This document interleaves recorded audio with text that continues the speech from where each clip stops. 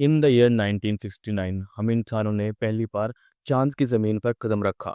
उस समय कई सारे मिथ्स टूटे, कई सारे बिलीव्स टूटे, पता चली कई सारी नई बातें। एंड उससे पहले भी जब इंडस्ट्रियल रेवोल्यूशन नहीं आया था, इंसान कई सारे काम हाथों से करता था।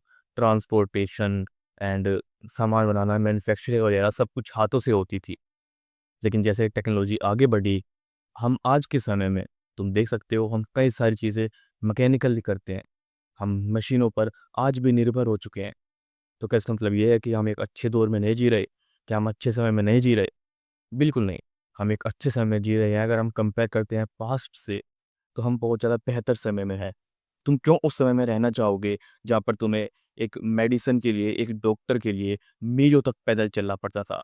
और तब भी कोई गारंटी नहीं थी कि पेशेंट बचेगा या नहीं। इवन ये भी गारंटी नहीं थी कि क्या डॉक्टर मिल पाएगा या नहीं। मैं नहीं कह रहा कि हम एकदम परफेक्ट दुनिया में जी रहे हैं, लेकिन हम किसी का फ्यूचर जी रहे हैं। क्योंकि पुराने समय में लोग सोचते थे कि काश कुछ ऐसा हो, काश कोई एक ऐसी चीज़ हो जिसकी सहायता से, जिसकी मदद से हम मीलों तक लंबी दूरी तय कर सकें और किसी डॉक्टर को ढूँढ सकें। और आज हमारे पास कार्स, बसेस, ट्रेन्स, एरोप्लेन्स ये सारी चीज़ हैं। इवन वो लोग भी, जो लोग इन बारे में सोच रहे थे, जिनका फ्यूचर हम आज जी रहे हैं, वो भी किसी का फ्यूचर उस टाइम पर जी रहे थे।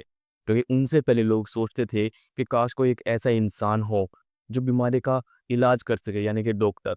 पर एक बार सोच कर देखो, अगर जिन लोगों ने ट्रांसपोर्टेशन को बदला, जिन लोगों ने टेक्नोलॉजी लेकर आई, अगर वो ये सब कुछ नहीं करते, तो क्या उन लोगों के साथ नाइंसाफ़ी नहीं होती, जो चाहते थे कि दूरियाँ कम हो जाए, ताकि हमें डॉक्टर आसानी से मिल सके? और आज भी हम अपने पूर्वजों को कोसते कि क्यों किसी ने ऐसा नहीं सोचा कि दूरी तय की जा सकती थी आसानी से। टेक्नोलॉजी को रियल वर्ल्ड में लेकर कौन आता है? कंपनीज़। हम सोच सकते हैं कि वो साइंटिस्ट होते हैं, वो रिसर्चर्स होते हैं, वो बड़े-बड़े माइंड वाले लोग होते हैं, बिल्कुल। लेकिन वो लोग इन चीज़ों को इन्वेंट करते हैं। जो रियल लाइफ़ में ये सब कुछ लेकर के आती है, वो होती है कंपनीज़। एंड यहाँ पर थोड़ी-सी हार्श बात बोलना चाहता हूँ कि कंपनीज़ को कोई फ़र्क नहीं पड़ता कि तुम्हारी ज़िंदगी किस तरीके से होने वाली है। उनको चाहिए अपना प्रॉफ़िट। एंड क्यों ना चाहिए उनको? अगर तुम्हारी कोई कंपनी होती, तो तुम भी प्रॉफ़िट के लिए हर चीज़ करते। एंड प्रॉफ़िट कैसे मिलता है कंपनीज़ को? उन्हें प्रॉफ़िट मिलता है लोगों की प्रॉब्लम सॉल्व करके, लोगों की लाइफ़ को आसान बना के।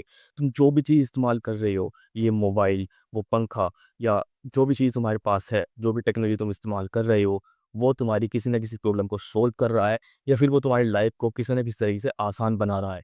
And same with the AI. Companies को घंटा फ़र्क नहीं पड़ता कि फ्यूचर में क्या होगा, या हमारा फ्यूचर एडवांस होना चाहिए, ये होना चाहिए, वो होना चाहिए, नहीं। बिकॉज़ ऑफ एआई, क्योंकि इंसान का जीवन आसान हो सकता है, एंड उन इंसानों का जो इसके लिए पे कर सकते हैं। कंपनीज़ को फ़र्क नहीं पड़ता कि गरीब लोग क्या करते हैं, क्या नहीं। क्योंकि एट द एंड देखो, गरीब लोग अफ़ोर्ड कर भी नहीं पाएँगे जो आने वाली एआई टेक्नोलॉजी होगी। क्योंकि तुम देख सकते हो कि कार एक्ज़िस्ट कर रही हैं, कई सालों से कार एक्ज़िस्ट कर रही हैं। तो क्या इसका मतलब ये है कि हर बंदे के पास कार है? नहीं।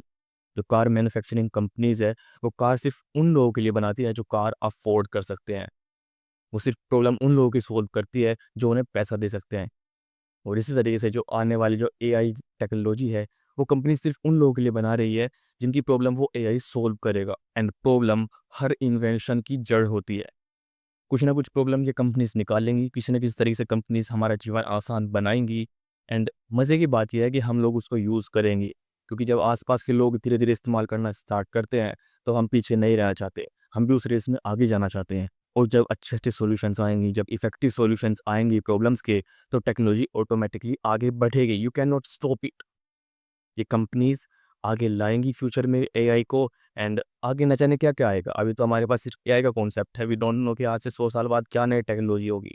एंड वो टेक्नोलॉजी भी सिर्फ इसीलिए बनाई जाएगी ताकि वो किस तरह से लोगों की प्रॉब्लम सॉल्व कर सके। नॉट बिकॉज़ कंपनी चाहती है समाज सेवा करना, लोगों की प्रॉब्लम सॉल्व करना, बल्कि क्योंकि प्रॉब्लम सॉल्व करने से ही उनको प्रॉफ़िट होता है। I am not saying again, मैं किसी को ये नहीं कह रहा कि वो गलत कर रहे हैं, क्योंकि ये कंपनीज़ का काम है। हर कंपनी सिर्फ प्रॉब्लम सॉल्व कर रही है किसी न किसी तरीके से। एंड हम आज भी वही कर रहे हैं। अगर तुम्हें इतना ही बुरा लग रहा है, तो क्यों नहीं तुम ये मोबाइल छोड़ देते, क्यों नहीं कार में जाना छोड़ देते? वो भी तो किसी न किसी कंपनी का हम प्रॉफ़िट ही करा रहे हैं। लेकिन हम नहीं छोड़ सकते, क्योंकि वो हमारी प्रॉब्लम सॉल्व कर रही हैं। एंड जब-जब इंसान की प्रॉब्लम सॉल्व होगी, जब-जब उसके पास अच्छे सॉल्यूशंस आएँगे, तब-तब टेक्नोलॉजी आगे बढ़ेगी। इसको सिर्फ़ रोकने का एक ही तरीका है कि इंसान अपनी प्रॉब्लम्स को और ज़्यादा हार्ड तरीके से सॉल्व करे, अपनी प्रॉब्लम्स को सॉल्व करना बंद कर दे। तो टेक्नोलॉजी ऑटोमेटिकली रुक जाएगी एंड हमें कुछ ज़्यादा करने की ज़रूरत नहीं होगी। लेकिन ऐसा कभी नहीं होने वाला, इंसान को हमेशा और आसान चीज़ें चाहिए एंड टेक्नोलॉजी बढ़ती रहेगी।